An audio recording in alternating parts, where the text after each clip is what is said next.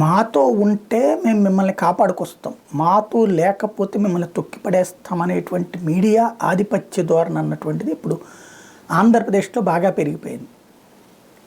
ఇందులో ఎవరు మినహాయింపు కాదు. రెండు పాటు తెలుగుదేశం మీడియా, వైసీపీ మీడియా.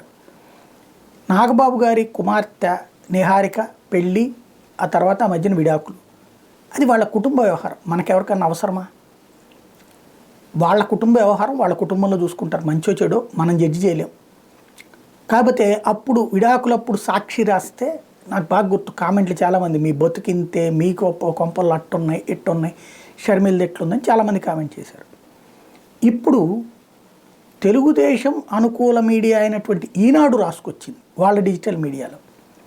అంటే నిన్ననే ఏదైతే పవన్ కళ్యాణ్ ఈ ముక్క మాట్లాడారు కదా, దాంతో మమ్మల్ని ఇంతవరకు కూడా అంతే కదా, పవన్ కళ్యాణ్ తెలుగుదేశంతో విభేదిస్తే అసలు అతన్ని టార్గెట్ చేసింది మామూలుగా చేశారా?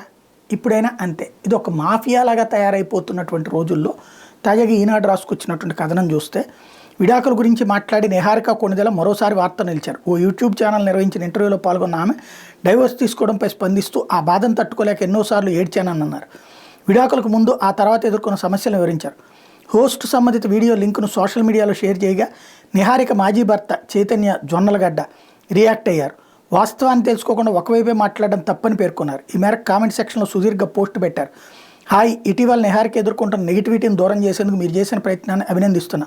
వ్యక్తిగతంగా జరుగుతున్న దుష్ప్రచారాన్ని తట్టుకోవడం అంత తేలిక కాదని నాకు తెలుసు, కానీ పరోక్షంగా బాధితులను ట్యాగ్ చేయడం, అందుకు ఇలాంటి వేదికలను ఉపయోగించుకోవడం మానుకోవాలి. ఇలా జరగడం ఇది రెండోసారి. ఇలాంటి విషయాల్లో బాధ ఇద్దరికీ ఉంటుంది. విడాకుల విషయమే ఒకరి వైపు నుంచే మాట్లాడకూడదు, వారి గురించి జోక్యం చేసుకోకూడదు. బాధ నుంచి ఎలా కోలుకున్నా దాని గురించి మాట్లాడితే ప్రజలకు ఉపయోగపడుతుంది. భవిష్యత్తులో ఇట్లాంటి ప్రయత్నం చేస్తే ఆయా సంఘటనలతో సంబంధం ఉన్న అందరితో మాట్లాడి ప్రజలకు అవగాహన కల్పించాలి. జరిగింది అంటే పూర్తిగా తెలుసుకోకుండా జడ్జి చేయడం ఎంత తప్పో ఇలాంటి ప్లాట్ఫామ్స్ ద్వారా ప్రజలకు ఓ కోణంలోనే చెప్పడం అంతే తప్పని అనుకుంటున్నా, అర్థం